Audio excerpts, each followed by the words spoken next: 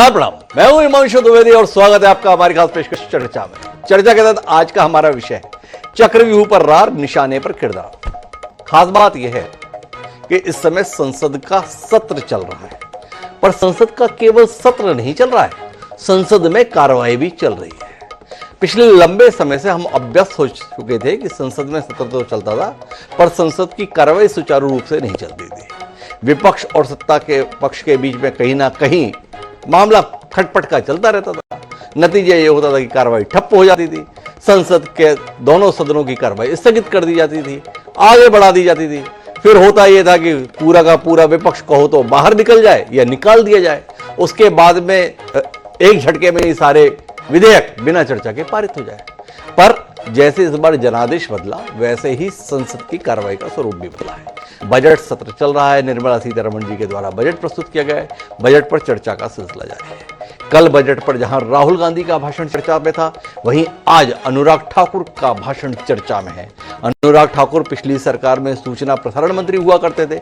इस समय केवल माननीय सांसद हैं, लेकिन माननीय सांसद के तौर पर भी अपनी मुखरता के साथ बात रख रहे हैं। पर हमारा विषय जो अभी केंद्रित है ना, वो राहुल गांधी का कल नेता प्रतिपक्ष के रूप में बजट पर दिया गया भाषण है। राहुल गांधी ने उसमें बहुत कुछ बोला, लेकिन उसमें दो बातें बड़ी महत्वपूर्ण थी। एक बात तो महत्वपूर्ण ये थी कि उन्होंने ये बताया कि देखो, महाभारत काल में जैसे अभिमन्यु का वध जिस चक्रव्यूह में हुआ था, वैसा ही चक्रव्यूह इस समय पद्मव्यूह के रूप में रच दिया गया। पद्म मतलब कमल, वो कमल जो नरेंद्र मोदी को प्राणों से प्यारा है, वो कमल जो भारतीय जनता पार्टी का चुनाव चिन्ह है, वो कमल जो तमाम भाजपा कार्यकर्ताओं के सीने पर, उनके दुपट्टे पर, उनके अग्रखे पर दिखता है। तो उस कमल के संदर्भ में राहुल गांधी की सोच यह है कि उससे हिंसा महसूस होती है। राहुल गांधी ने बताने की कोशिश की कि देखो, उस समय पर जो 6 महारथी थे, हालांकि वो 7 महारथी थे, उन्होंने घेर कर अभिमन्यु का वध कर दिया था। इस समय देश को भी चक्रव्यूह के द्वारा घेर दिया गया है और इस समय पर माननीय नरेंद्र मोदी, माननीय अमित शाह, उसके अलावा 4 और किरदार, जिनमें मोहन भागवत जी का नाम लिया, अजय डोभाल जी का नाम लिया और 2 देश के सबसे बड़े उद्योगपति अंबानी और अडानी का भी नाम लिया। इनके द्वारा पूरे देश को जो है घेर दिया गया है। देश त्राही त्राही कर रहा है। उन्हें इस बात की शिकायत है राहुल गांधी को कि देश केवल कुछ लोगों के हिस्से की बपौती बनकर रह गया है। उन्हें निर्मला सीतारमण और उससे पहले भी तमाम वित्त मंत्री जो हलवा सेरेमनी करते थे, उसका उल्लेख करते हुए बताना ना भूले देश को कि देखो, हलवा सेरेमनी में भी कुछ लोगों को बटा और पूरे देश में भी हलवा कुछ लोगों को ही बट रहा है। उनको लगता है कि इसमें दलित नहीं है, अल्पसंख्यक नहीं है, पीड़ित नहीं है, गरीब नहीं है। तो ये तो एक पहलू हुआ। दूसरा, राहुल गांधी ने फिर से ये बताने की कोशिश की, देखो, इन सब का एक ही समाधान है, वो है जाति आधारित जनगणना। जब तक जाति आधारित जनगणना के आधार पर समाज के वंचितों की पहचान नहीं की जाएगी, तब तक कुछ बदलने वाला नहीं है। और जब ही इंडिया गठबंधन सत्ता में आएगा, हम जाति आधारित जनगणना कराएंगे और उसके माध्यम से समाधान देंगे वंचित वर्ग को। और दूसरी बात वो साथ में बोलते हैं कि हम एमएसपी का कानून भी देंगे।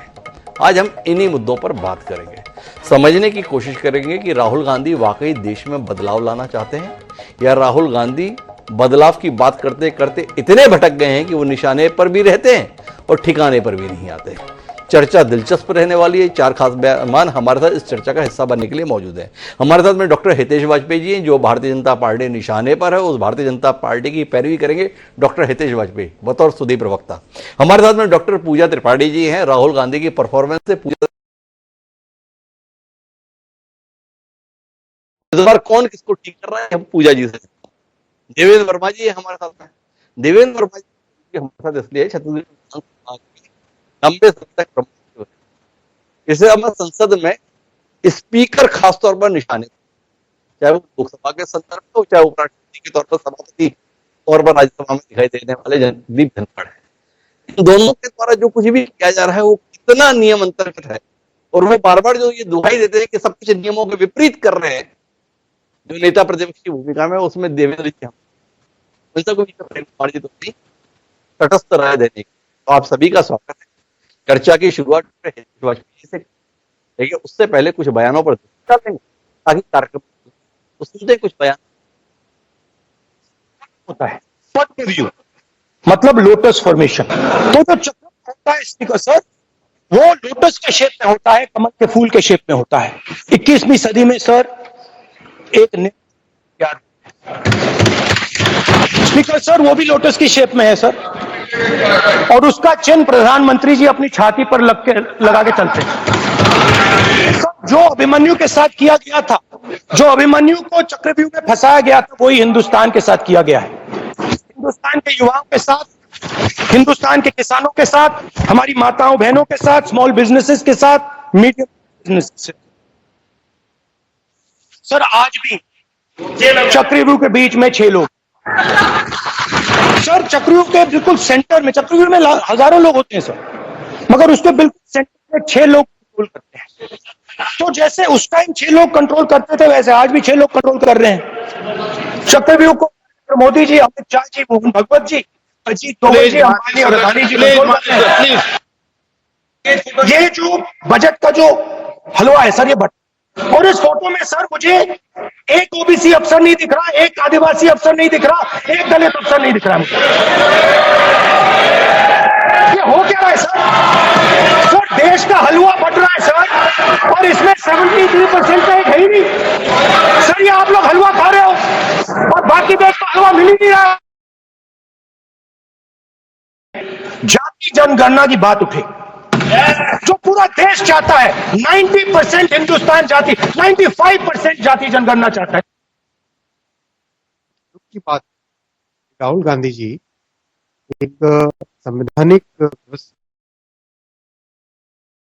जिस तरह का उनका व्यवहार है, पार्लियामेंट जिस तरह की वो भाषा उपयोग में करते हैं, संवैधानिक पद अध्यक्ष का पद है, उस पद को वो क्वेश्चन करते हैं।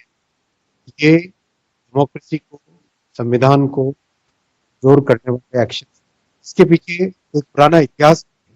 जब श्री राहुल गांधी जी ने अपनी ही पार्टी की, उनकी पार्टी के द्वारा, उनकी सरकार के द्वारा बनाए हुए ऑर्डिनेंस पब्लिक में सबके सामने फाड़ के फेंका, तो संविधान की मर्यादाओं का पालन करने का उनका कोई नहीं है। हितेश वाजपेयी क्या कहते हैं? राहुल गांधी आप कितने परेशान हैं? राहुल गांधी अरसे से आपसे परेशान थे, ऐसा देश को लगता था। पिछले कुछ समय से राहुल गांधी आप लोगों को काफी परेशान कर रहा है, क्या कहते हैं आप? हिमांशु जी, अव्वल तो मैं बात को पूरी तरह खारिज करता हूँ कि हम कहीं से भी परेशान हैं, और मुझे नहीं लगता कि ऐसी कोई बात है। और आज समाज के परफॉर्मेंस का तो मैं उसको बहुत सीरियस मैं तो नहीं लेता हूँ, क्योंकि मैंने उनके परफॉर्मेंस को एक काइंड ऑफ पॉलिटिकल कॉमेडियन की तरह ही देखा है। तो गंभीरता कम होती है, वो लोगों को हटाने का प्रयास करते हैं, उपहास उड़ाने का प्रयास करते हैं, उसके लिए उपमाएं अलंकार लेकर आते हैं, कहानियां लेकर आते हैं, जिससे वो रोचक बनने हैं। तो हाँ, मैं ये कह सकता हूँ ये रूप जो है वो रोचक जरूर हो सकता है, लेकिन हम संसद के पटल पर क्या अपेक्षा करते हैं? यदि हम आगे देखें तो संसद के पटल का स्थान है, लेकिन व्यंग और उपहास में एक बहुत बड़ा अंतर होता है। हिमांशु जी, आप तो बहुत वरिष्ठ, आप लोग लेखनी के धनी लोग सब बैठे हैं यहाँ पर पटल पर। उपहास जो होता है उसमें विद्वता नहीं होती, और व्यंग विद्वता के बिना होता नहीं, के बिना होता नहीं। तो विषय पर अध्ययन का होना, विद्वता की स्थिति पर व्यक्ति का होना, तब व्यंग निकलता है। और हमने इसी संसद पे व्यंग को भी देखा है, चाहे वो पक्ष विपक्ष पर करे या विपक्ष सत्ता पर करे, तो व्यंग का स्वागत तो होता है। और लेकिन उपहास मुझे नहीं लगता कि कहीं से भी स्वीकार्य होता है, और जिसका अंतर शायद राहुल समझने की आवश्यकता है। 2-3 सवाल इसमें अंतर नहीं थे डॉक्टर हितेश वाजपेयी जी। आपने कहा अध्ययन नहीं दिखता है, व्यंग तभी अच्छा लगता है जब साथ में अध्ययन भी हो। 3 सवाल उठाकर आपसे बात करता हूं। राहुल गांधी केवल बोल नहीं रहे हैं, राहुल गांधी उसके साथ में मुद्दे दे रहे हैं। राहुल गांधी ये बता रहे हैं कि देखो, ये हलवा सेरेमनी हुई, हलवा सेरेमनी में जितने भी अधिकारी खड़े हैं, जो लोग खड़े हैं, उनमें कोई दलित नहीं है, कोई ओबीसी नहीं है, कोई अल्पसंख्यक नहीं है, एक एक अधिकारी है। वो ये बता रहे हैं कि देखो, ये इस प्रकार का वैमनस है, और इसका समाधान भी वो बताते हैं कि देखो, जाति आधारित जनगणना होनी चाहिए, बगैर उसके बात बनेगी नहीं। अब दिक्कत ये है डॉक्टर हितेश वाजपेयी कि वो आपके सहयोगी हैं नीतीश कुमार जी। वही आपको आजकल प्राणों से भी प्यारे हैं और आप लोग उनको प्राणों से प्यारे हैं। वो भी जाति आधारित जनगणना का न केवल समर्थन करते हैं बल्कि अपने राज्य में तो करा भी चुके हैं। अब राहुल गांधी जो समाधान बता रहे हैं उस समाधान पर आपके परम सहयोगी नीतीश कुमार भी खड़े हैं। तो फिर क्या माने, नीतीश कुमार भी ज्ञान के अभाव के साथ जीवन जी रहे हैं जैसे राहुल गांधी जी रहे हैं? ये जानने में दिलचस्पी है, इस पर रोशनी दीजिए। दूसरा, बजट के संदर्भ में अगर वो सवाल उठा रहे हैं अग्निवीर के संदर्भ में और कह रहे हैं कि आप इंश्योरेंस को कंपनसेशन के तौर पर मत बताइए, तो इस पर बात तो आनी चाहिए। अग्निवीर को पेंशन नहीं मिल रही है, अगर ये बात उठा रहे हैं जो देश के लिए शहीद हो गया, तो उस पर नाराजगी जताने की क्या आवश्यकता है? आपको इसके संदर्भ में रोशनी दिए, तो जरा इस पर स्पष्ट करिए डॉक्टर हितेश वाजपेयी। बिल्कुल, आपने बहुत छोटे छोटे से 2 सवाल पूछे, मुझे लग रहा था कुछ गहरे पूछेंगे। आप इतनी में डुबकी लगा के दिखाइए, फिर जाके और गहराई में जाएंगे। इंशाल्लाह आपकी जो इच्छा हो। तो फिलहाल नीतीश कुमार जी ने जो किया है, नीतीश कुमार जी ने बेसिकली जातिगत सर्वे कराया है, क्योंकि जनगणना का अधिकार जो है सेंसस एक्ट के तहत भारत सरकार को दी, तो जातिगत जनगणना तो कोई नहीं करा सकता। सर्वे कराए जा सकते हैं, जातियों की स्थिति क्या है, उसकी परिस्थिति क्या है, उसको लेकर सर्वे किया जाता है, वो कराया जाता है। कोई बात नहीं, राहुल गांधी जहाँ पर उनकी पार्टी की सरकार है वो करा लें। अभी हाल ही में छत्तीसगढ़ से आपने उनको भगाया है, वहां करा लेंगे। 5 साल की उनकी सरकार, हिमाचल में, पंजाब में उनकी सहयोगी सरकार है, वहां करा ले। दिल्ली में उनके सहयोगी की सरकार है, वहां करा ले। कर्नाटक में उनकी सरकार है, वहां करा ले। ये किसने रोका है? कराइए, चलिए सर्वे ही कराइए। समझते जनगणना का अधिकार आपको नहीं है, नंबर 1। नंबर 2, इस देश पर भी तो आपने 55 साल तो एक तरफा राज किया है, उस दौरान करा लेते। किसी भी सेंसस पे आपने जातिगत जनगणना को आधार नहीं बनाया, जबकि इसकी चर्चा तो सन 51 से हो रही, तब से संविधान बना है, तो उस पर भी वो मौन हो जाते हैं। ये ख्याल आपको पीछे खड़े होकर ही कब क्यों आता है जब आपको वोट नहीं मिलते, और खासतौर से उत्तर प्रदेश जैसे राज्य में टॉप 3 पार्टी में भी आप नहीं आते। इसीलिए मुझे लगता है कि उनका ये जो दृष्टिकोण है ये उद्भूत नहीं होता, तथ्यात्मक नहीं है और नैतिक रूप से या राजनीतिक रूप से ठीक।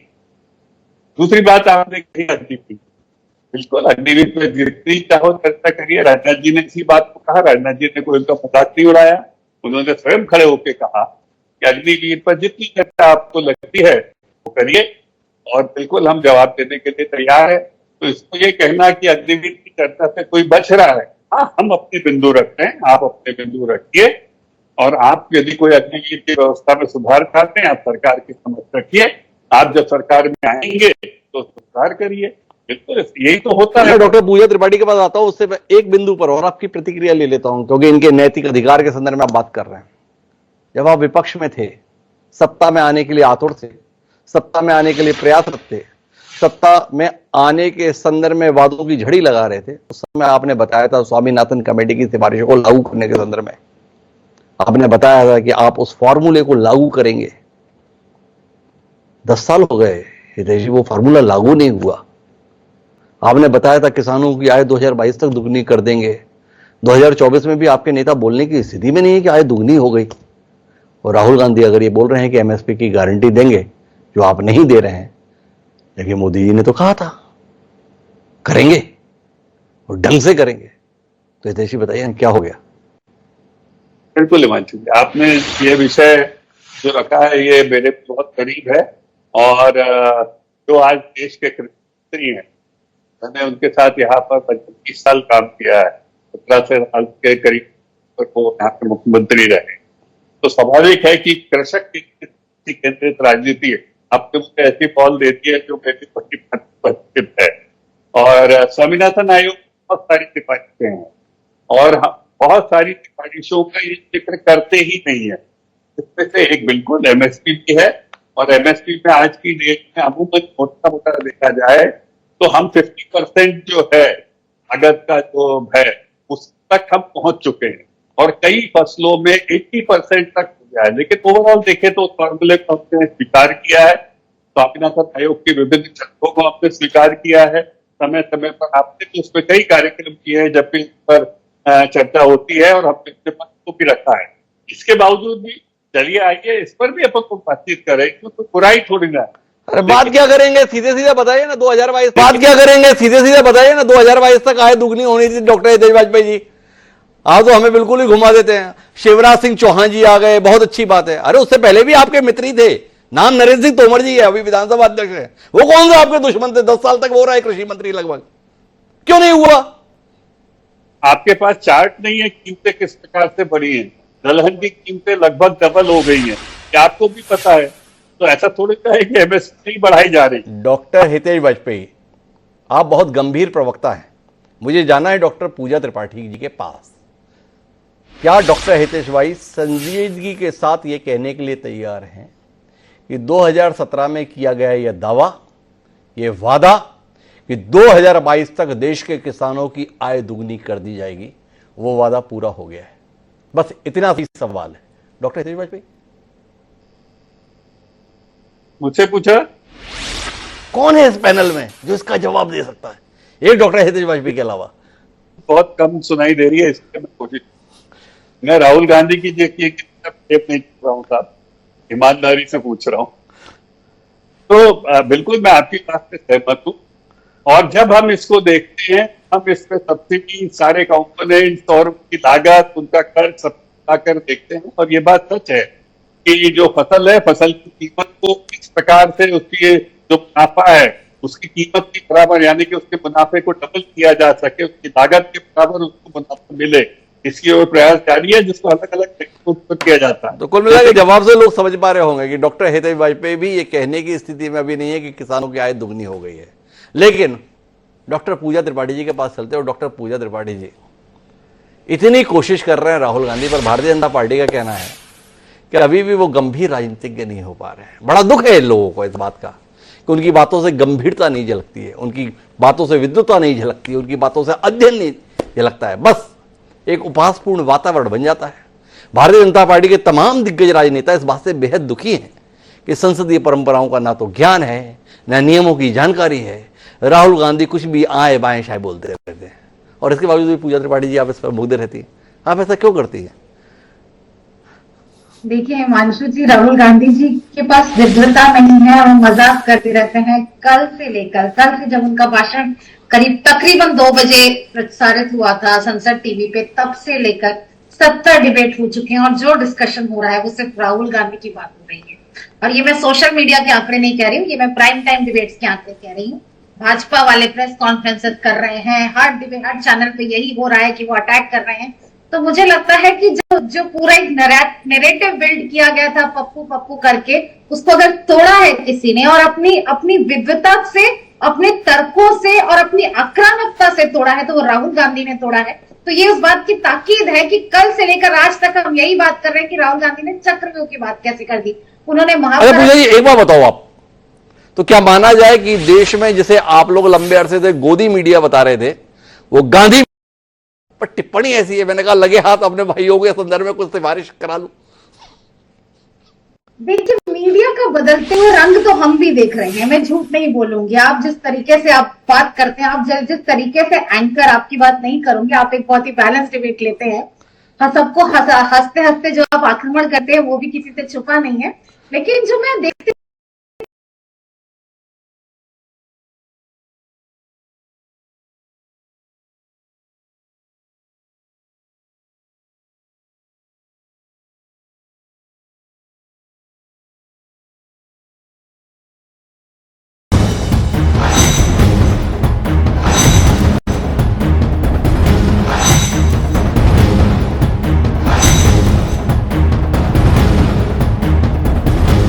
होनी चाहिए थी। और अभी बात चक्रव्यूह की हो रही है।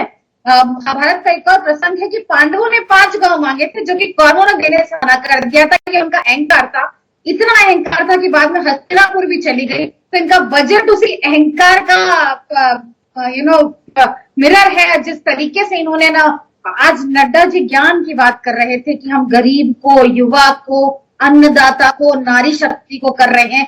न इस बजट में गरीब के लिए कोई प्रोविजन है, न इस बजट में युवाओं के लिए कुछ है, ना इस बजट में नारी के लिए है और अन्नदाता के लिए कुछ है नहीं। और आप और मेरे जैसे मिडिल क्लास, हो सकता है आप मिडिल क्लास ना हो हिमांशु जी, और हमारे जैसे मिडिल क्लास के जो कमर पे ये छुरा घोपा इन्होंने टैक्सेशन बेनिफिट हटा के टैक्स स्लैब और टेरराइज करके इन्होंने तो मिडिल क्लास की कमर ही तोड़ दी है। तो बजट पे जिस तरीके से राहुल गांधी ने न व्यंग की बात की, ना उन्होंने प्रहसन की बात की, उन्होंने बिल्कुल सटीक बात की कि इन्होंने हर किस्म के, आपने मैनिफेस्टो से तो उठा लिया इंटर्नशिप, पर आप देश को विजन क्या दे रहे हैं जब आज देश के 82% युवा बेरोजगार है। आपका इकोनॉमिक सर्वे कहता है कि 35 से कम उम्र में सिर्फ 65% लोग स्किल्ड हैं, बाकी लोग एम्प्लॉयबल नहीं है। और अगर इसकी बात करें तो 109 मिलियन स्किल्ड वर्कर्स की देश को तुरंत जरूरत है अगले साल में, पर स्किल डेवलपमेंट के लिए कोई बात नहीं करेगी। रक्षा बजट में कटौती, शिक्षा बजट में कटौती, स्वास्थ्य बजट में कटौती, नरेगा में कटौती, प्राइम मिनिस्टर मातृत्व सहयोग में कटौती, नेशनल सोशल सिक्योरिटी स्कीम में कटौती, मिड डे मील में कटौती, आईसीडीएस में कटौती, और बटा किसको है? ये जो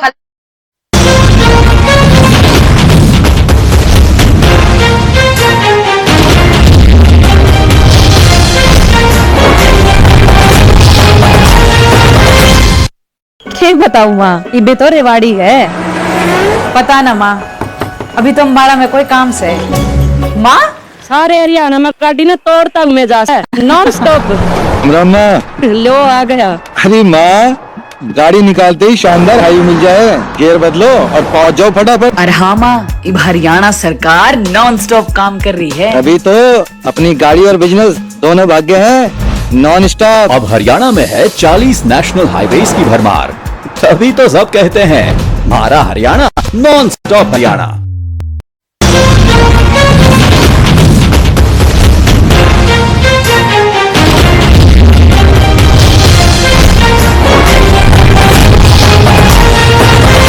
से ज्यादा अगर किसी को, अगर हमें नेतृत्व करने की क्षमता थी और इसमें किसी का अकल का कोई पैमाना नहीं। मैं ये नहीं कहूंगी कि नेहरू जी, राजीव जी हर वक्त वो सशक्त नेतृत्व में रहे, ये वो रहे जिन्होंने, ये वो नहीं है कि जो तीसरे टर्म में आके देश को बेरोजगारी के दंश में छेड़ दिए, ये वो नहीं है जो आज निर्मला सीतारमण ने बहुत पुराने, आज भी वो यही कर रही है कि यूपीए ने तो ये किया, यूपीए ने तो ये किया। पूजा जी आपने उत्तर नहीं दिया, लेकिन मैं इस सवाल की पृष्ठभूमि पर जाता हूं तो शायद आप नतीजे पर पहुंचे मेरे साथ। देखिए, अंग्रेज जो इस देश में राज किए ना, तो यह बताया गया कि उनकी सबसे बड़ी जो नीति थी वो थी फूट डालो राज करो। और उसके तहत जब जनगणना इस देश में शुरू हुई 1872 से लेकर 1931 तक, तो जाति आधारित जनगणना ही हुआ करती थी। जाति आधारित जनगणना को ही प्रस्तुत किया था। विभाजन संबंधी तमाम कदम भी उस समय पर उठाए जाते थे। जब देश आजाद हुआ तो उसी के साथ हमने जातिगत जनगणना से हाथ जोड़ लिए। 1951 एकमात्र ऐसी जनगणना हुई जिसमें हमने अनुसूचित जाति जनजाति के संदर्भ में जाति आधारित आंकड़ों को आत्मसात किया।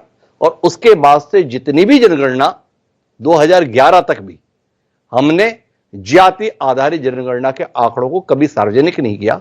और उसके पीछे हमारे राष्ट्र का संचालन करने वालों की नीति यह रही कि विभाजनकारी है, इससे समाज में द्वेष बढ़ता है, समाज में बैरभाव पड़ता है। और उसके चलते 2011 में भी मनमोहन सिंह की सरकार के रहते हुए जनगणना जाति आधारित आंकड़े आए थे, पर उन्हें सार्वजनिक नहीं किया गया। जानना यह चाहता हूं आपसे कि जवाहरलाल नेहरू में बुद्धि कम थी, इंदिरा गांधी जी में अकल नहीं थी, राजीव गांधी में दृष्टि नहीं थी, मनमोहन सिंह में समझ नहीं थी, राहुल गांधी आए हैं जिन्हें समझ में आया कि इस देश में सारी समस्या की जड़ यह है कि हम जाति आधारित जनगणना को नहीं जानते।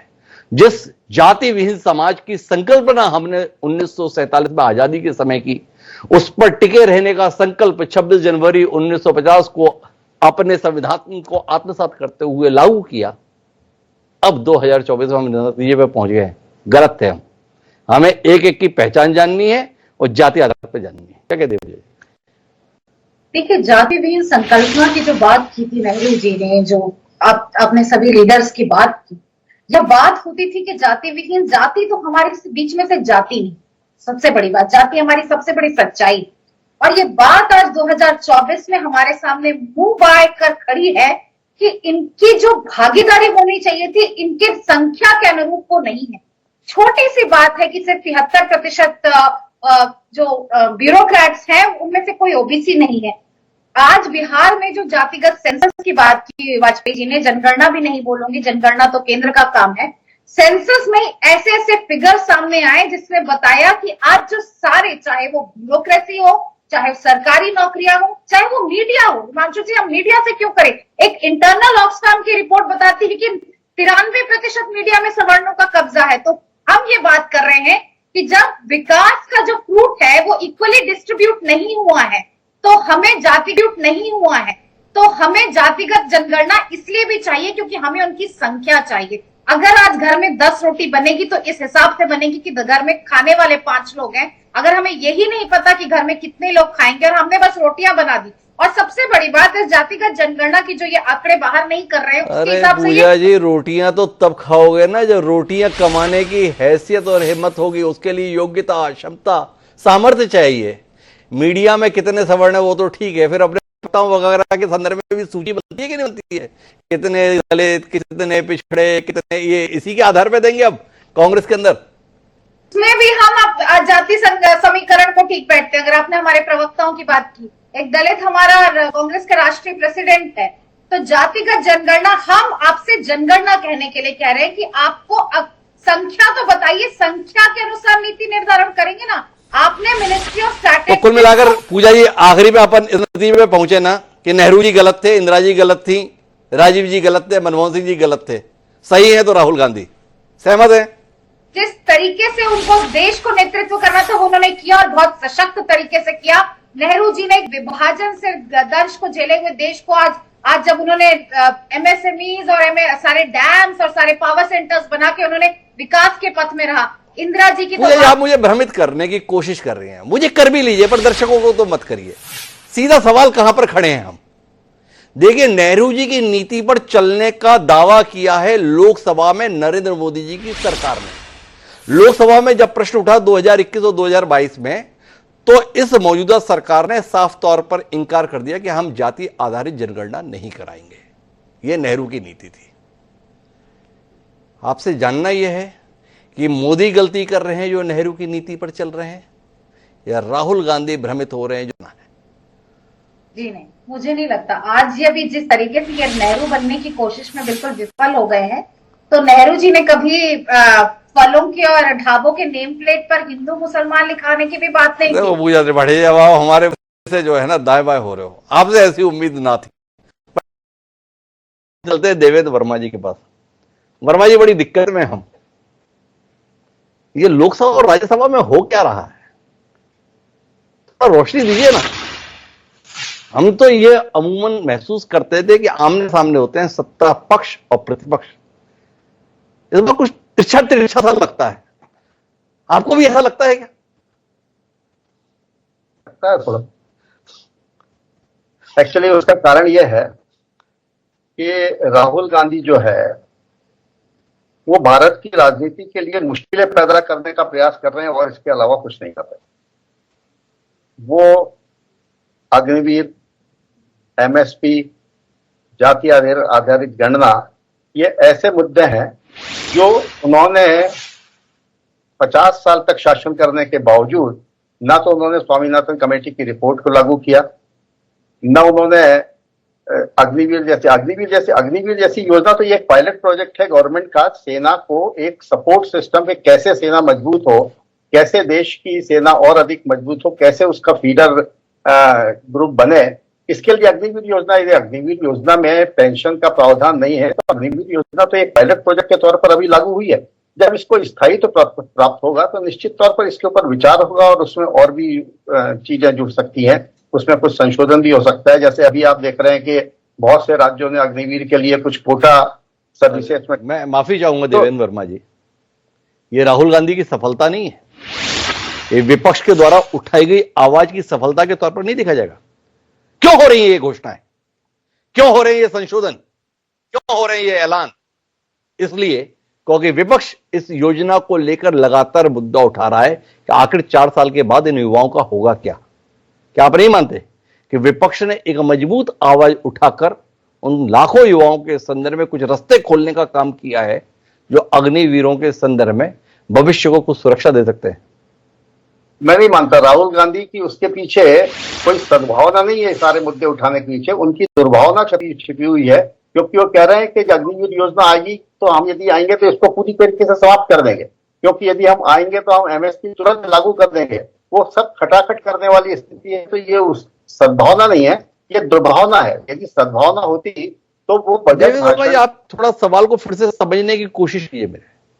राहुल गांधी सत्ता पक्ष को घेरने की कोशिश कर रहे हैं नीतियों पर, और सत्ता पक्ष उन आरोपों का जवाब देने के लिए कुछ कदम उठा रही है, जिससे आखिर में लाभान्वित होने वाले तो वो युवा ही होंगे जो 4 साल के बाद सेना से बाहर होंगे।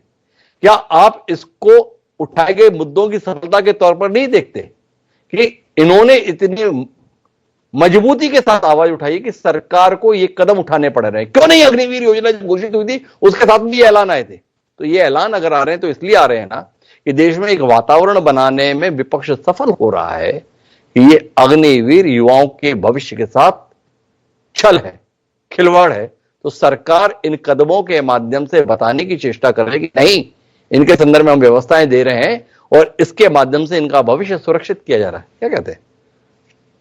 मैं नहीं मानता ऐसा। सरकार की योजना, सरकार के प्लानिंग में मैंने पहला शब्द मेरा यही था कि ये पायलट प्रोजेक्ट है। जब पायलट प्रोजेक्ट होता है तो सरकार खुद विचार करती है और खुद उसमें संशोधन करती है, कुछ नई चीजें जोड़ती है, कुछ चीजें डिलीट करती है। ये राहुल गांधी की वजह से हो रहा है, ऐसा नैरेटिव बनाने की आवश्यकता नहीं है। ये राजीव गांधी की वजह से हो रहा है। जैसे एक उदाहरण बता रहा हूं आपको, संसद में प्रेस वालों को ये एक कमरा अलॉट कर दिया कि वहीं पर सब दे सकते हैं। आप राजीव गांधी वहां पर चले गए और राहुल गांधी चले गए और नैरेटिव ये बनाया गया कि राहुल गांधी ने ये सारा कराया, लेकिन वो स्पीकर के निर्देश थे, क्योंकि वहां पर स्पीकर के निर्देश से सब कुछ होता है। वो उसमें राहुल गांधी का लेकिन देवेंद्र वर्मा जी आप थोड़ा अपडेट होइए। राहुल गांधी ने उस विषय को उठाया, शाम को संवाद हुआ और वो रोल बैक हो गया, वो कमरा हट गया, वापस पुरानी व्यवस्था बहाल हो गई। आप भले ही ना माने कि राहुल गांधी का उसमें कोई योगदान है, पर देश देख रहा है कि राहुल गांधी ने उस मुद्दे को उठाया और शाम तक वो फैसला वापस हो गया। क्या कहते हैं देवेंद्र वर्मा जी? ये नैरेटिव ऐसा बना रहे, ये नैरेटिव इस प्रकार का बना रहे हैं कि राहुल गांधी की वजह से ये हो गया, राहुल गांधी की वजह से एमएसपी हो जाएगा, राहुल गांधी की वजह से। ऐसी बात नहीं। राहुल गांधी ये प्रयास कर रहे हैं कि किस प्रकार से देश को बांट के वो सत्ता में आए, चाहे वो जाति में बांटे, चाहे वो क्षेत्रवाद में बांटे। इस प्रकार से मुश्किलें पैदा करके वो एक अरे वर्मा जी, आप लोकसभा के संदर्भ में, संसद के संदर्भ में ये जो पत्रकारों वाला मुद्दा है, इसमें रोल बैक हो गया, इसमें क्या कहते हैं आप? राहुल गांधी ने बहुत बड़ी गलती की, संसद में इस मुद्दे को उठाया, या आप मानते हैं कि लोकसभा अध्यक्ष ने पहले गलत फैसला लिया था, या आप मानते हैं कि बाद में गलत फैसला कर दिया? कुछ तो बताइए ना। राहुल गांधी साहब बहुत नाराज लग रहे हैं, पर इस फैसले के संदर्भ में बताइए। एक फैसले के पीछे जब लागू होता है तो आप जो इंटरनल वर्किंग होती है उसमें यह नहीं होता। कई बार अधिकारी अपने स्तर पर यहाँ पे कुछ चीज आती है तो स्पीकर उसको करेक्ट करता है। इसमें राहुल गांधी का कोई योगदान है, मैं नहीं मानता ऐसा। लेकिन नैरेटिव ऐसा बन रहा है सब जगह, सभी मामलों में नैरेटिव। इस समय भाजपा जो है वो नैरेटिव बनाने में थोड़ा सा पिछड़ रही है। पहले नैरेटिव बनाने में भाजपा बहुत आगे थी, इस समय नैरेटिव बनाने में भाजपा थोड़ी सी पीछे है। और जो व्यक्ति ऐसा क्यों है देवेंद्र वर्मा, जब आप यहां तक पहुंच ही गए हैं तो अगले सवाल का भी उत्तर दे दें। भाजपा तो वातावरण निर्माण में बहुत सक्षम है, इतना बड़ा कैडर है, देश की नहीं दुनिया की सबसे बड़ी पार्टी है, इतना बड़ा तंत्र है, पर देवेंद्र वर्मा जैसा सुधी विचारक ये कह रहा है कि भाजपा क्यों उसका पीछे है। भाजपा बहुत ओवर कॉन्फिडेंस में है। उनको नहीं मालूम था कि कोई ऐसा डिस्ट्रक्टिव नेता प्रतिपक्ष होगा जो संसद में इररेलेवेंट बातें करके किसी भी प्रकार से उकसाने का काम करे। जो उकसाने का काम करते हैं ना, जब दंगे फसाद कहीं होते हैं तो 2-3-4 लोग रहते हैं जो उकसा देते हैं और फिर दंगा चालू हो जाता है।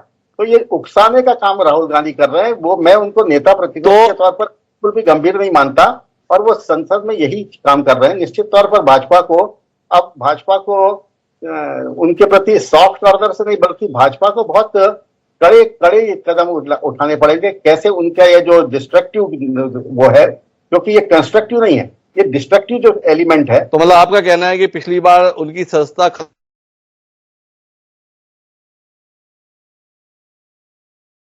उस मामले में फैसले कराने की जरूरत है या कुछ और करने की जरूरत है? मतलब आपका आशय क्या है देवेंद्र वर्मा जी?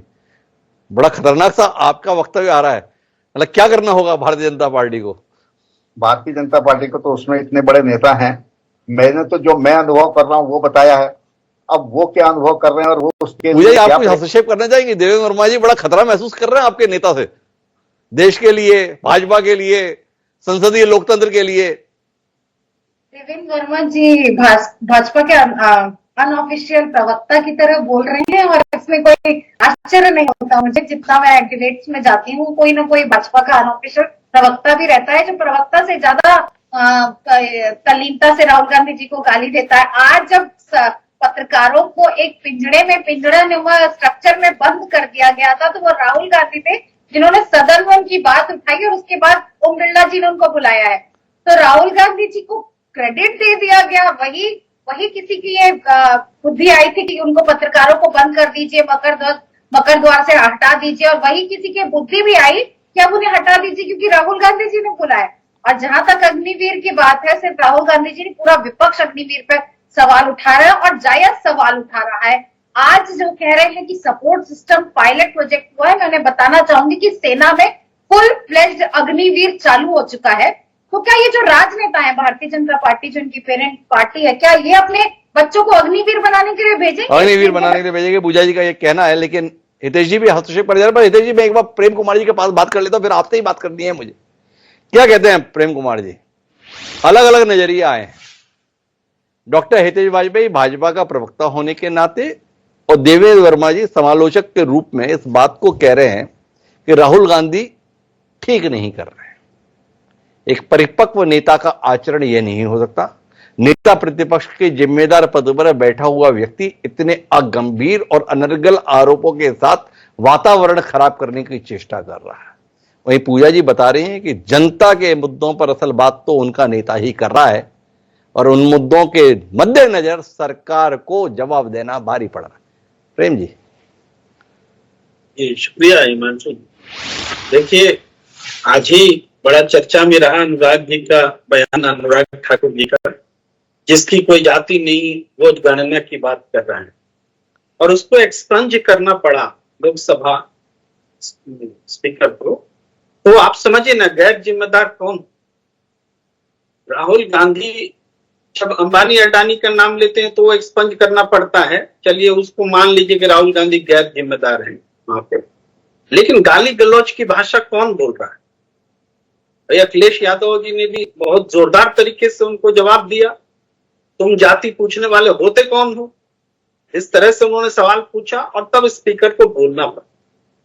तो नेता प्रतिपक्ष अगर गलत है, उनमें ज्ञान की कमी है, तो वो प्रतिपक्ष में जितनी भी पार्टियां हैं उनमें अपने नेता के लिए सवाल उठने चाहिए। लेकिन अब तक तो पूरी एकजुटता बनी हुई है। हाँ, भारतीय जनता पार्टी को लग सकता है और स्वाभाविक भी है, जब पक्ष और प्रतिपक्ष है तो पक्ष को उनका बुरा लग सकता है, यह मानते हैं। लेकिन जहां तक अग्निवीर के संबंध में हमारे पैनलिस्ट साथी देवेंद्र जी ने कहा, अग्निवीर कोई पायलट प्रोजेक्ट किसी नियमित भर्ती को रोक करके थोड़े आता है। पायलट प्रोजेक्ट इंडिपेंडेंट होता है। अगर पायलट बोलेंगे तो पायलट प्रोजेक्ट मत बोलिए इसको, क्योंकि यह नियमित भर्ती को रोक करके लाई गई योजना है। और नियमित भर्ती रोक करके लाने से एक साथ दो सैनिक लड़ते हैं, दोनों की जान की कीमत अलग अलग हो जाती है। सैनिकों में भेदभाव खुद बड़े बड़े अधिकारी महसूस कर रहे हैं। है नरवणे जी ने किताब लिखी, अभी तक छपी नहीं, उसके उदाहरण से भी स्पष्ट है। सेना से पूछा नहीं गया, वायुसेना नौसेना को तो बिल्कुल पता नहीं था, और थल सेना ने जो एडवाइस की उसका ठीक उल्टा तरीके से अग्निवीर आया। तो इसको स्क्रैप करने की बात करना एक सोच है, ये कोई पागलपन नहीं है। अग्निवीर को स्क्रैप करने की बात करना, हाँ, एक सोच है जिसने अग्निवीर लाई। तो ये दोनों सोच की एक लड़ाई है, दोनों सोच का आदर करिए। एक दूसरे के की स्पर्धा हो रही है। पागलपन या वहशीपन नहीं कह सकते, या ये नहीं कह सकते कि अज्ञानता है और इसीलिए स्क्रैप करने की बात कह रहे हैं।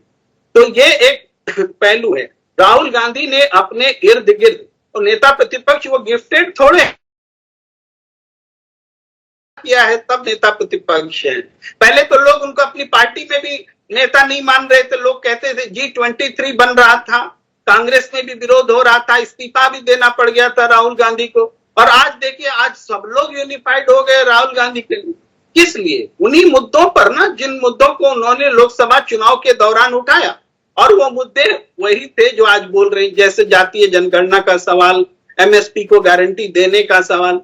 अब जातीय जनगणना पर आप भी हिमांशु सर पूछ रहे थे, भाई तब के लोग सही थे कि आज राहुल गांधी विद्वान हो गए, पूरी पहले की पीढ़ी कांग्रेस की नेता जो थी वो बुद्धिमान थे कि आज थे? देखिए, इसका मैं थोड़ा सा जवाब देना चाहता हूं जरूर। कि तब से लेकर के उस समय आरक्षण लागू किया गया, 10 साल के लिए लागू किया गया, बढ़ाया जाता रहा। उसके बावजूद 75 साल बाद हम देख रहे हैं कि प्रोपोर्शनल प्रतिनिधित्व हो नहीं पाया है। यानी इसका कहीं ना कहीं तरह से आरक्षण का भी एक तरह से स्केप किया करके कोई शक्ति है जो हावी रही है। ये भी बातें। तो अब समग्र मूल्यांकन के तहत क्या हो रहा है कि नहीं, जातीय जनगणना करिए और हम देखें तो कौन कहां पर है। एक बात बताएं प्रेम कुमार जी, इसलिए जाति आधारित जनगणना की बात हो रही है कि सही लोगों को सही हिस्सेदारी नहीं मिल रही या सत्ता में मेरी हिस्सेदारी नहीं दिख रही, इसलिए इस फार्मूले को उभारा जा रहा है। जिस समय कमंडल चला था उस समय मंडल आ गया था। जब हिंदू मुसलमान के विभेद के आधार या आक्षेप लगे कि भारतीय जनता पार्टी का उद्धार हो रहा है, Bharatiya Janata party take off कर रही है, तो उस समय पर मंडल सामने आया था। क्या प्रेम कुमार जी इस बात से इत्तेफाक नहीं रखते हैं कि भारतीय जनता पार्टियों को एक लंबे समय से बहुसंख्यकों की असल हितैषी पार्टी के तौर पर देखा जा रहा है और उसकी काट के रूप में अब जाति आधारित जनगणना को माना जा रहा है, इसलिए बहुसंख्यकों में विभेद के लिए इसे खोज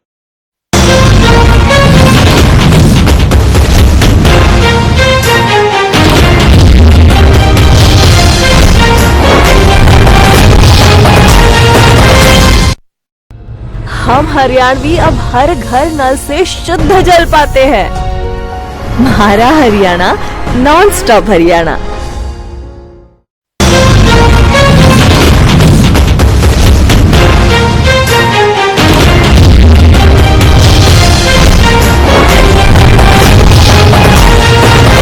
ये बात हो रही है, हो सकती है, इसकी पूरी संभावना है, इससे हम डिसएग्री नहीं करते। लेकिन जो बात सैद्धांतिक रूप में दिखाने के लिए भी कही जाती है, उससे भी हम डिसएग्री नहीं कर सकते कि आज जब हम देखते हैं 93 सचिवों में कौन कहां है, कितनी, तो ये दिखती है कि भाई वो आरक्षण का फायदा वहां दिखाई नहीं देता है, ये नजर आती है। तो ये अब दूसरी बात है कि देखिए, जब तक जनता नहीं चाहेगी ना, तो राहुल गांधी बोले या कोई भी बोले, वो स्लोगन नहीं बन पाएगा। जब बिहार में क्यों जातीय सर्वेक्षण पास हुआ, जातीय, वहां भारतीय जनता पार्टी की जो लोकल यूनिट है इससे पहले भी समर्थन कर चुकी थी, तो वहां विधानसभा में सब बीजेपी भी साथ में थी। अभी जरूर उसका स्टैंड बदला है, लेकिन जातीय जनगणना के हिसाब से सब पार्टियां अपने हिसाब। चलिए अब मुद्दे पर आते हैं, आखिरी बिंदु पर। प्रेम कुमार जी, देवेंद्र वर्मा जी चिंतित हैं, भाजपा को कुछ बड़ा करना होगा। क्या बड़ा करना होगा? देखिए, बड़ा करना होगा कि जो उनका सबका साथ सबका विकास वाला नारा है, उसको खुद जो भाजपाई ये बोल करके तोड़ने में लगे हुए हैं कि जो मेरा साथ हम उसके साथ, तो इसको ये हताशा, आप अपने नारे पर टिके रहिए। आप हिंदुत्व को अगर उचित समझते हैं तो उस नारे से भाग क्यों रहे हैं?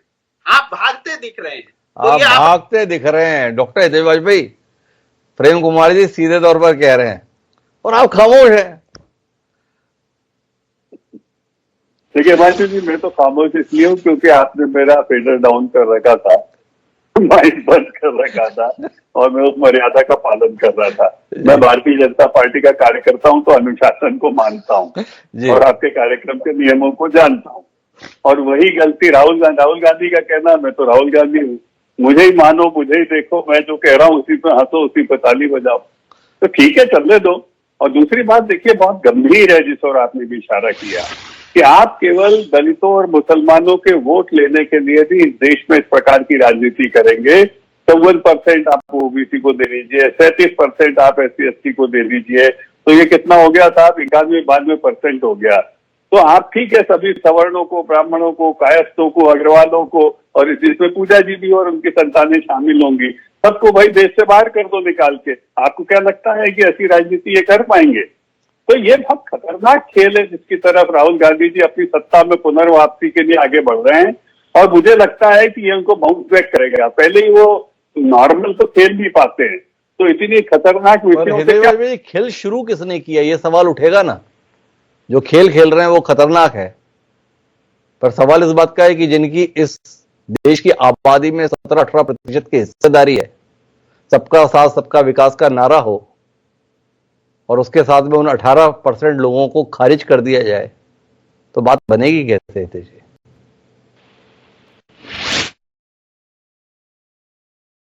आपने देखा कि उनका युक्त जिसको बोलते हैं संवर्गीकरण हो रहा है। अब जैसे अग्निवीर क्या, अग्निवीर एक फीडिंग कैडर है, अग्निवीर को पढ़िए तो सही क्या है क्या। और अग्निवीर फीडिंग कैडर इसलिए लाया गया कि हमको एक सैनिक की आयु कम करनी है। अग्निवीर में स्कूल किए हुए बच्चे हैं जो 20 साल के, 18 साल के बच्चे हैं। भाई एक ही सवाल का उत्तर दे दो, आप अग्निवीर की पैरवी करना चाहते हैं, जिसका मामला प्रेम कुमार जी ने बोला। युद्ध के मैदान में गए, एक पूर्णकालिक सैनिक है, एक अग्निवीर है, दोनों गोली खा गए, दोनों शहीद हो गए। अब देश अलग अलग तरीके से डील करेगा दो सैनिकों को। एक की विधवा पड़ोसी घर में बर्तन मांजेगी अपना जीविकोपार्जन करने के लिए, क्योंकि उसके पास पेंशन की सुरक्षा देने के लिए इस देश की सरकार तैयार नहीं है, और डॉक्टर हितेश वाजपेयी इसके समर्थन में खड़े होंगे। क्या हितेश वाजपेयी जी का मन गवारा कर जाएगा इस बात के लिए?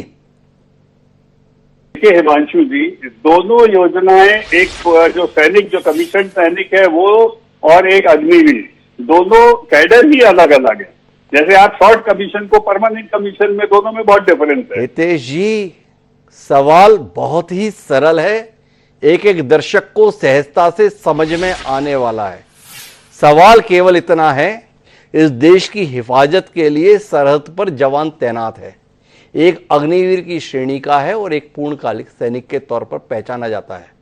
दोनों जवान हैं, दुश्मन की आई गोली ने दोनों की जिंदगी को छीन लिया है। डॉक्टर हितेश वाजपेयी क्या इस बात के लिए तैयार हैं कि पूर्णकालिक सैनिक के परिवार को जीवन पर्यंत पेंशन के रूप में आर्थिक सुरक्षा मिलेगी? इस देश की सरकार ये सुनिश्चित करेगी, और उस अग्निवीर की बेवा को अपने बचे हुए जीवन के लिए दर दर की ठोकरें खानी पड़ेगी, क्योंकि उसके पास मासिक आय की कोई व्यवस्था नहीं है। डॉक्टर हितेश वाजपेयी जैसा सुधीर बुद्धिजीवी भाजपा प्रवक्ता की बात नहीं कर रहा, क्या इस विरोधाभास को स्वीकार करने के लिए ईमानदार मन से तैयार है? देखिए हिमांशु जी, इसमें एक तीसरा व्यक्ति और जोड़ लीजिए जिसका नाम हितेश वाजपेयी है, जो किसी कैडर में नहीं है, और दुश्मन की गोली उसको लग जाती है इसी दौरान, तो उसका क्या करेंगे आप? क्या मेरे घर में कोई विधवा नहीं रहेगी या मेरे बच्चे अनाथ? डॉक्टर हितेश वाजपेयी हादसे का शिकार होंगे, सेना के द्वारा भेजे गए थोड़ी थे, जो सेना पर भेजे गए, इस कार्य के लिए भेजे गए, उनके संदर्भ में सवाल है। हितेश वाजपेयी, सवाल बहुत मौजूद है, रात में विचार कीजिएगा। बहरहाल हमारी चर्चा का समय हो रहा है खत्म, हमें आखिरी दौर की बातचीत करनी है। पूजा त्रिपाठी जी के पास चलते हैं, और पूजा त्रिपाठी जी जानना ही चाहते हैं कि आपके नेता के संदर्भ में आक्षेप यह है कि वो अराजकता लाना चाहते हैं, क्योंकि सत्ता सही रास्ते से नहीं मिल रही है, तो विभाजनकारी तत्वों को बढ़ावा देने की कोशिश आपके नेता कर रहे हैं। वो तमाम काम जो 55 साल सत्ता में रहते हुए आप नहीं कर पाए, जिस स्वामीनाथन कमेटी की सिफारिश की बात आप करने लगे हैं, एमएसपी की गारंटी के संदर्भ में राहुल गांधी इतनी दमदारी के साथ लोकसभा में बोल रहे हैं। किसने हाथ रोके थे कांग्रेस के जब वह सत्ता में थी? क्यों नहीं एमएसपी की गारंटी उसने लागू की? आज इसलिए क्योंकि आपको पर्याप्त वोट नहीं मिल रहे, पर्याप्त समर्थन नहीं मिल रहा, तो आप सामने वालों को कटघरे में खड़ा करना चाहते हैं, इसलिए जो संभव नहीं उसके लिए हामी भरना चाहते हैं। देखिए मानसू जी, राहुल जी ने पब्लिकली माफी मांगी है कि हमसे जो गलती हुई है उसको हम अंडू करेंगे। और जहां तक अराजकता की बात है, आज इस देश में बेरोजगार लाठी खाते युवाओं के लिए बात करना अराजकता है, तो वो अराजक रहेंगी।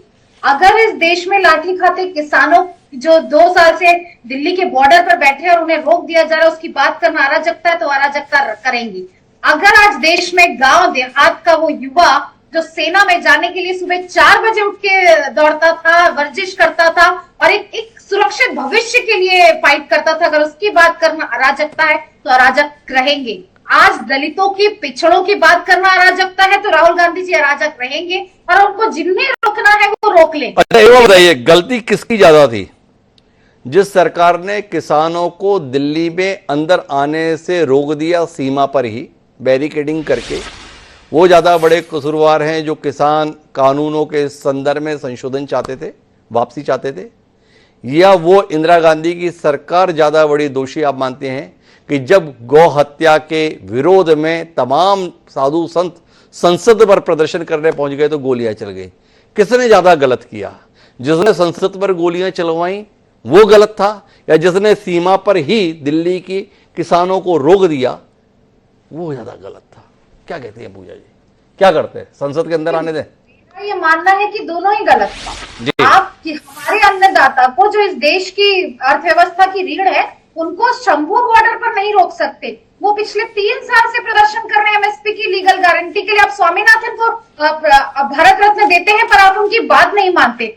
आप उनको महज 1.5 लाख करोड़ रुपए देकर कहते हैं कि हमने किसानों के लिए इतना कर दिया 2022 तक। आप कब तक पीछे पकड़ते रहेंगे? पूजा जी ने बड़े मजे की बात कही, बोले दोनों ही गलत थे, तो सही कौन है? एक अदद राहुल गांधी। क्या कहते हैं देवेंद्र वर्मा जी?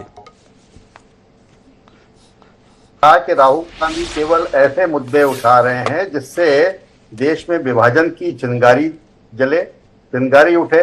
क्योंकि यदि जो काम करना चाहिए, नेता प्रतिपक्ष का ये उद्देश्य नहीं होना चाहिए सदन में कि वो इस प्रकार की बातें करके और देश में विभाजनकारी भावनाओं को भड़काए, बल्कि उनका तो दायित्व तो यह है कि वो यदि उनको कुछ सलाह देना है, यदि अग्निवीर के ऊपर उन्हें कोई सलाह देनी है तो वो सलाह देते, यदि एमएसपी के ऊपर कोई सलाह देनी है तो सलाह देते। ये फिगर्स रखते कि एमएसपी पे टोटल सरकार के ऊपर कितना भार आएगा, और जो ये घोषणा कर रहे हैं कि हम आते ही बराबर एमएसपी दे देंगे, तो उनको ये बताना चाहिए कि एमएसपी जब वो देने की बात कर रहे हैं तो उसके ऊपर टोटल सरकार का व्यय कितना होगा। क्योंकि ये सारी चीजें बिना सोचे समझे, केवल मन में जो आया वो बिना सोच विचार के कहे, ये नेता प्रतिपक्ष का दायित्व नहीं है। नेता प्रतिपक्ष एक बहुत महत्वपूर्ण पद होता है और उसको बहुत सोच विचार के और जिम्मेदारी के साथ में सदन में करना चाहिए। मैं तो एक बात और कहूंगा, आज मैंने देखा, पहले भी देख रहा हूं, सदन में आने का कोई डेकोरम होता है। आप अपनी बॉडी बिल्डिंग के लिए एक टी शर्ट पहन के आ गए नेता प्रतिपक्ष, कम से कम सलीके से आना चाहिए। ये एटिकेट्स में है, ये संसद की, ये विधानसभाओं के एटिकेट्स में आता है कि आप किस प्रकार के वस्त्र धारण करेंगे।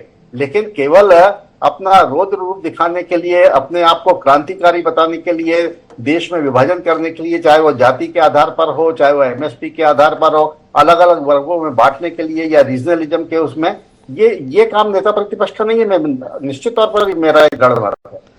वर्मा जी एक बार बताइए कि राहुल गांधी बहुत ही अगंभीर तरीके से बोल रहे हैं कि वो नाले से गैस निकलती है और वो गैस से चाय बन जाती है, इसमें आपको कुछ आपत्तिजनक नहीं लगता है? राहुल गांधी अगर एमएसपी को लेकर कानून बनाने की बात करते हैं तो इसमें आपको गलत लगता है?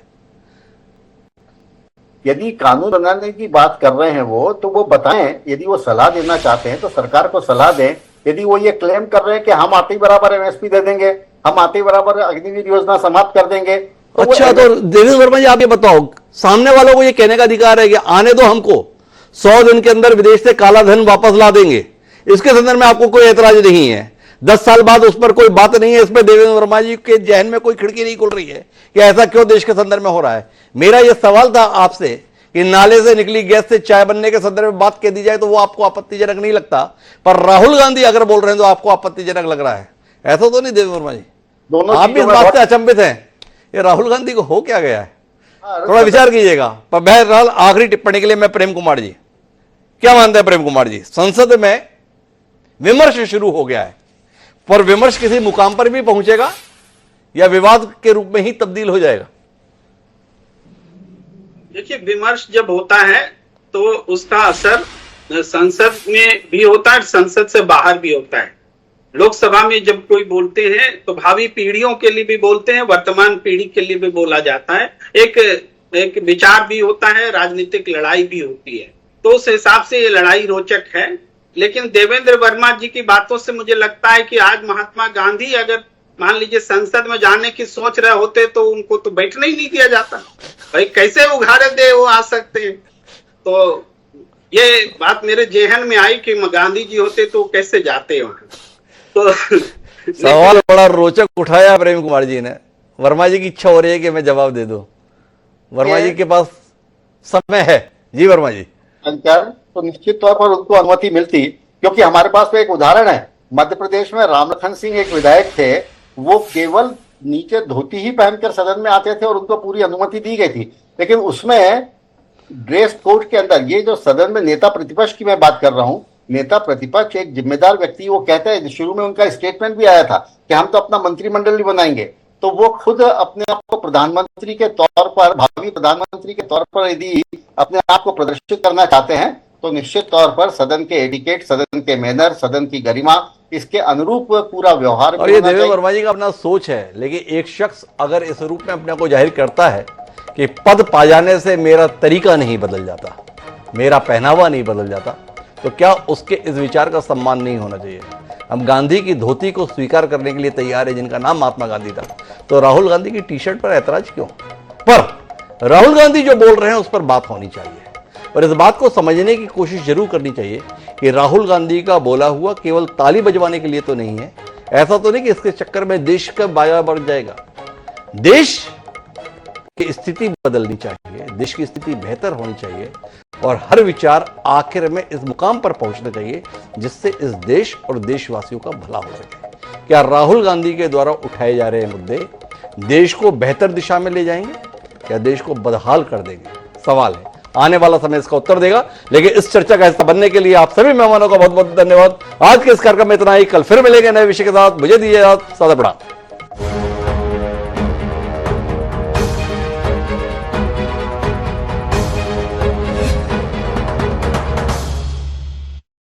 डॉक्टर ऑर्थो ऑयल के रेगुलर मसाज से जॉइंट हेल्थी रहते हैं और अगर प्रॉब्लम बहुत पुरानी है तो डॉक्टर ऑर्थो कैप्सूल्स साथ लेना ना भूलें। अब दर्द भी घुटने टेकेगा। पीएनबी प्रेशर कुकर है ISI सर्टिफाइड। इसका सिर्फ बेस नहीं, पूरा कुकर ट्राई प्लाई है, यानी मेटल के 3 layer from top to bottom, ताकि बर्तन एक समान गर्म हो। पीएनबी की सुनो, हमेशा हेल्थी चुनो। बेहतरीन ट्राई